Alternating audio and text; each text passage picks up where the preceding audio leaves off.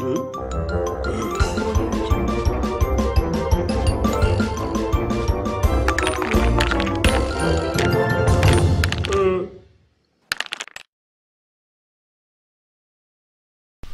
இருக்க எல்லா பொருளுமே சூப்பர் ஆஃபர்ல இருக்கு. லிங்க் கீழே இருக்க டிஸ்கிரிப்ஷன் பாக்ஸ்ல இருக்கு. மிஸ் பண்ணாம வாங்கி என்ஜாய் பண்ணுங்க. உலகம் அழிய போகிறது அப்படின்னு சொன்னா நமக்கே சலிச்சு போயிடும், சிரிப்பாகவும் வரும். என்னடா இது ஒவ்வொரு வருஷமும் இதே தான் சொல்றாங்க, ஆனா எதுவுமே நடக்கலையே அப்படின்னு தோணும். பிளானட் எக்ஸ் தி 2017 அரைவல். இதோட ஆசிரியரான டேவிட் மேடோ 2017 செப்டம்பர் 23 பிளானட் நிப்ரு அப்படின்னு அழைக்கப்படுற கோள் வந்துட்டு பூமி கிரகத்தோட மோதுவதால பூமிக்கு அழிவு கண்டிப்பா ஏற்படும் அப்படின்னு வலியுறுத்தி இருக்கிறாரு. இதை உணர்த்தும் வகையில சூரிய மண்டலத்துல ஆழமான விண்வெளியில பிளானட் எக்ஸ் இருப்பதை நாசா உறுதிப்படுத்தியிருக்கு. நெப்டியூன் அளவிலான அந்த மர்ம கிரகமானது சூரியனை மிகுந்த நீளமான சுற்றுப்பாதையில புளூட்டோவுக்கு அப்பாற்பட்ட தூரத்துல இருக்கு அப்படின்னு நம்பப்படுது. டேவிட் மேடே தன்னுடைய கூற்றுக்களை அதிகரிக்கும் வகையில பைபிள்ல இருக்க வசனங்களையும் சுட்டி காட்டுறாரு. பைபிள்ல உலகம் அழிய போகுது அப்படின்னு இருப்பது போலதான் இந்த தடவை கண்டிப்பா உலகம் அழியும் அப்படின்னு ரொம்ப உறுதியோட சொல்லியிருக்கிறாரு டேவிட். உண்மையில் இது சாத்தியமா? உலகம் அழியும் என்பது நடக்கக்கூடிய சம்பவமா? அப்படி நடந்துச்சுன்னா நம்ம வாழும் பூமி எந்த அளவுக்கு பாதிப்பு உள்ளாகும்? பைபிள்ல இருந்த வசனங்கள் வெறும் வதந்திகள் அல்ல, எச்சரிக்கைகள் தான். அது என்னென்ன அச்சுறுத்தல்கள் அப்படின்றத பார்க்கலாம். முதலாவதா பேண்டமிக். பேண்டமிக் எனப்படுவது கிட்டத்தட்ட பூமி கிரகம் முழுவதும் பரவக்கூடிய ஒரு தொற்று வியாதி. இந்த தொற்று வியாதிகள் எப்படி நம்ம உடம்புக்குள்ள வந்துச்சு அப்படின்னு தெரியாத அளவுக்கு அது உள்ளேயே இருந்து கொல்லும் அளவுக்கு தொற்று அதிகம் கொண்டது. மனித இனத்தை அழிக்கும் வல்லமை இதுக்கு ரொம்ப அதிகமாக இருக்கு அப்படின்னு சொல்லப்படுது.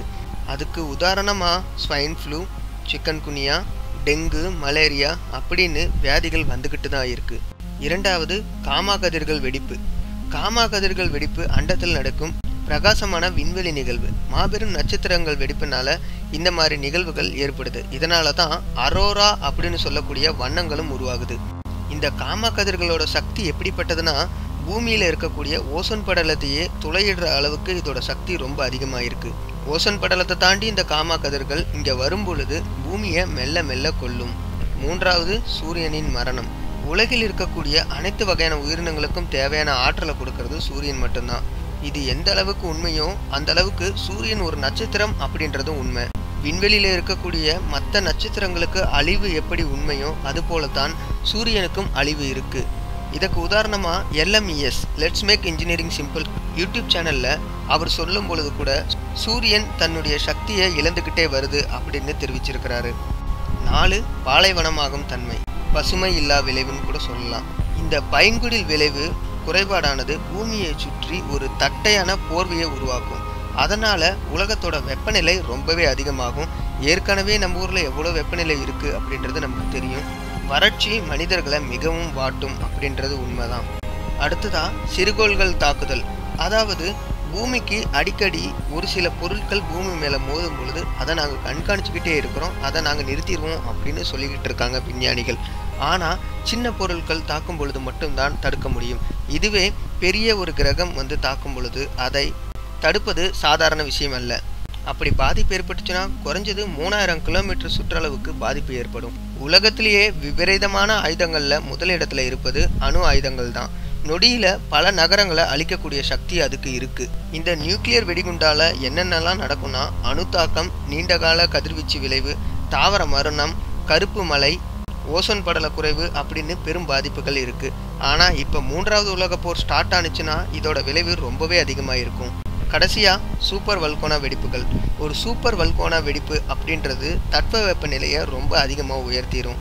இது தீவிர உறுதியற்ற நிலையை உருவாக்கும். அதனால சாம்பல் மூடல், அதிகப்படியான மேகம் உருவாகுதல், அமிலமலை இது மாதிரியான குறைபாடுகள் ஏற்படும். பூமி வெப்பமயமாதல் அதிகமானா இந்த சூப்பர் வல்கோனா வெடிப்புகள் ஏற்படுவதற்கான வாய்ப்புகள் அதிகமாக இருக்கு அப்படின்னு அறிஞர்கள் சொல்றாங்க. 27,000 ஆண்டுகளுக்கு முன்னாடி நியூசிலாந்துல சூப்பர் வல்கோனா வெடிப்பு ஏற்பட்டுச்சு. அதுக்கப்புறம் எப்போ வேணாலும் ஏற்படலாம் அப்படின்றது குறிப்பிடத்தக்கது. டேவிட் சொன்ன மாதிரி செப்டம்பர்ல உலகம் அழியும் அப்படின்னு சொன்னா அதுக்கு முன் உதாரணமா இன்னைக்கே 3 இடத்துல நிலநடுக்கம் ஏற்பட்டிருக்கு. உலகிற்கு அழிவு ஏற்படுவதற்கான சாத்தியங்கள் இருக்குது அப்படின்னு நீங்கள் நம்பினீங்கன்னா அதற்கான காரணத்தை கீழே உள்ள கமெண்ட் பாக்ஸில் மறக்காமல் தெரிவிங்க.